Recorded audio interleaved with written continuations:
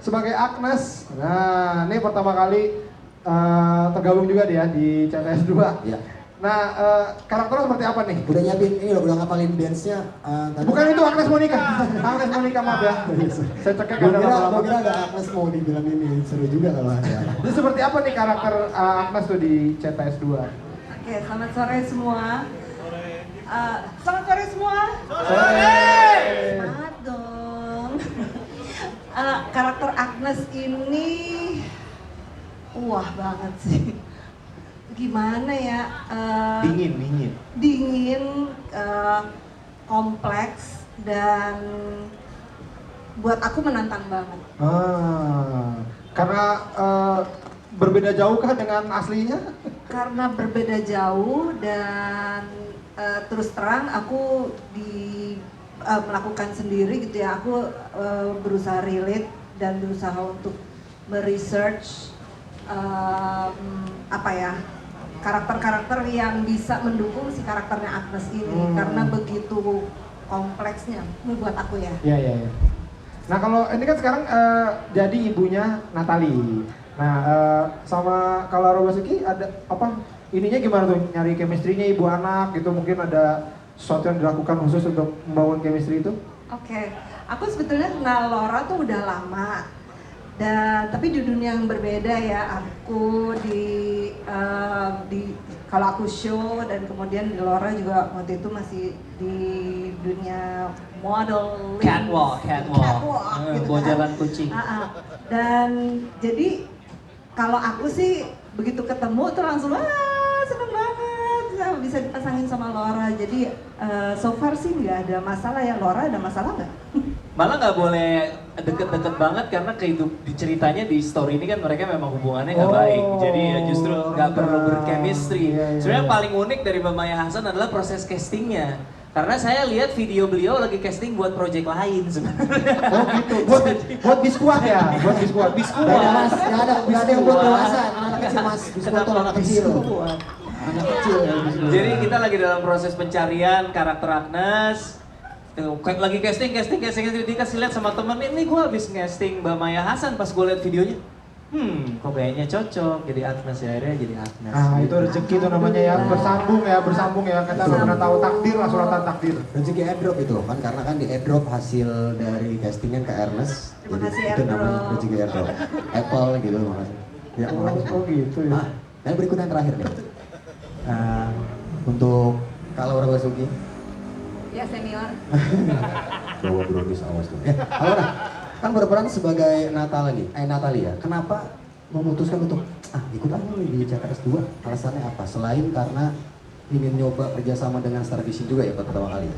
Ya pertama emang pengen kerja sama Star Vision, juga udah lama pengen kerja bareng dengan Ernest dan Meira. Udah lama nggak main film drama komedi, jadi ya akhirnya memutuskan untuk terlibat. Itu Ernest cara ngajakinnya dengan langsung casting gitu Pak atau gimana Pak? Masa Laura Basuki di casting sih? Wah, gila. Kayak gini dong kayak. Hah? Kayak gini dong. Karena Kita masih. karena bukan karena bagus, karena Cina dikit. Tapi ada satu hal paling menarik dari Laura ya. Ini bisa jadi berita karena ini gokil sini membuat gue sama teman-teman semua, aduh nih Laura memang komitmennya luar biasa. Laura ini selama proses persiapan film ini, Laura sedang melakukan syuting di luar kota. Sorry, Pak, Kenapa? Biar nggak di casting. Gua. komedi. Lanjut kok. Jadi Laura ini selama proses persiapan film ini Laura sambil syuting di luar kota. Dan jadi untuk mempersiapkan ini Laura harus bolak-balik Jakarta Semarang 12 kali terbang. Jakarta Semarang. 12 kali. 1, 2, 3, 4, sampai 12 kali. Wow. Naik Lion lagi katanya. Weh, nggak usah nyebutin itu. Termasuk hari ini. Nggak usah Jetstar dia. Demi naik. ketemu teman-teman di sini. Jadi Termasuk hari ini? Termasuk hari ini baru Wow. landing dari airport langsung ke sini. Wow. Tepuk tangan dong buat Laura. Luar biasa. Boleh dilihat bookingnya? Ngapain bookingnya? Biar ada buktinya dong. Terus apa gimana? Boleh. Jadi cara seperti itu aja kok cara ngajak Lauranya ya. Iya, gue sama Laura ngobrol udah lama, sempat ada proyek yang kita discuss juga ya Laura waktu itu ya, tapi belum pas sama kebutuhan skenario-nya ya. Begitu terwujud keinginannya, kesempatannya ya rasanya ini pas untuk Laura ya pengen banget dan senang banget ketika kita diskusi Laura juga menyambut baik itu. Kami bertiga di tengah ini sih happy banget bisa ada Laura di project ini gitu. Jadi sesuatu yang menarik banget untuk Cek Toko Sebelah Dua. Terima kasih istriku sudah merelakan saya mesra-mesraan sama Laura Basuki. Kamu ngomong 2 kali loh, maksud kamu apa sih? Kalau pas saya ngomong pertama Anda timpa kalimatnya jadi nggak kedengar. Oh, Iya. maaf ya. Ada sesuatu nih, saya curiga nih. Iya. Ada apa sama Nario? Oh iya, jadi berita ya ternyata ini harus beneran. Cuman ada sedikit penyesuaian teman-teman yang harus saya bikin sama, coba Laura boleh berdiri sebentar ya, nih biar teman-teman tahu ya. Jadi selama syuting sama Laura saya harus pakai ganjelan di dalam sepatu ya. Berhubung ini kalah tingginya, jadi selama syuting nanti teman-teman akan lihat di kamera saya nggak akan kalah tinggi, saya akan Loh, itu di dalam itu ada yang namanya insole ya, jadi dimasukin ke dalam sepatu 5 cm, jadi saya nggak kalah tinggi sama Laura. Weh, nggak ngerti caranya. Terus. Gimana? Potong kakinya aja. Kok gitu solusinya? Oh, Jangan dong. Kirain bisa. Soalnya kemarin saya nyoba. Terus Kak Laura juga kan, bagaimana nih proses pendalaman karakter dari Natalie sendiri? Kesulitannya apa aja nih? Kesulitannya susah nahan ketawa sih. Aku tuh orangnya gampang banget ketawa, jadi begitu proses reading tuh kayak gak bisa nahan gitu ketawa, terus makanya harus cari cara nih gimana caranya buat nahan ketawa nanti pas syuting. Ajis punya tipsnya, silakan Jis. Gimana? Nggak ada. Potong kakinya ya Kak. Biar nggak ketawa. Terus kan ini kan nanti pasti akan ada apa? Nggak ada perbandingan nah. Gimana mensiasatin ini? Apa?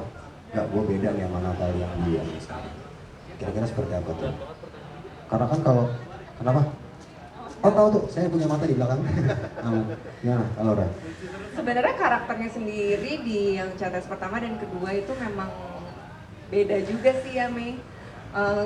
Nggak terlalu sama perannya, jadi kayaknya nggak bisa dibandingin juga gitu. Nah itu tuh jawabannya. Dan mungkin ada yang nanya nih, bisa apa sih nanti Laura mau nyanyi karakter pertama? Kok soalnya jadi kayak gini? Kamu jangan main-main Evo mas, ngapain? Nah, mungkin Ya kayak jadi gitu. kalau boleh tambahin di Cek Toko Sebelah Satu itu kan sebenarnya konfliknya itu berpusat di Koafuk, Johan, dan Erwin. Jadi bener-bener internal keluarga mereka. Mereka bertiga nih manly banget, maskulin banget gitu ya. Nah sekarang kalau teman-teman ingat ada Ayu dan juga ada Natalie, mereka ini akan menambah warna di Cek Toko Sebelah Dua, di mana yang memang apa ya problematikanya itu juga ada problematika perempuan gitu dari sisi perempuan. Jadi mungkin buat yang apa namanya merasa ini terlalu manly gitu di CT1 walaupun sama ya cewek-cewek juga pada tetap menangis dengan apa namanya melihat mukanya kok Afuk gitu ya tergeletak di toko gitu langsung gitu. Nah sekarang mungkin akan ada juga perempuan-perempuan maksudnya penonton perempuan yang akan relate dengan masalah-masalah yang akan muncul di Cek Toko Sebelah Dua karena memang yang tadinya Ayu dan Natalie ini sebagai benar-benar supporting banget gitu ya di Cek Toko Sebelah Satu, tapi di Cek Toko Sebelah Dua ini mereka juga akan membawa perjalanan apa namanya cerita dari Cek Toko Sebelah Dua gitu. Jadi mungkin yang lebih berbeda itu di situ ada sisi perempuannya mungkin sekarang akan ada lebih banyak ininya gitu ya, banyak kelihatan gitu ya.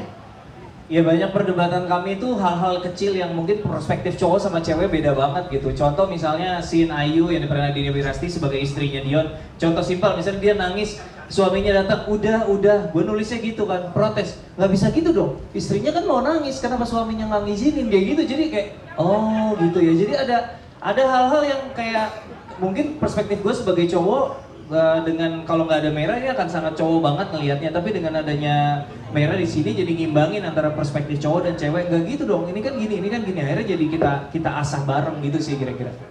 Ada point of view lain kok ya. Iya. Itu gunanya kok di situ juga tuh.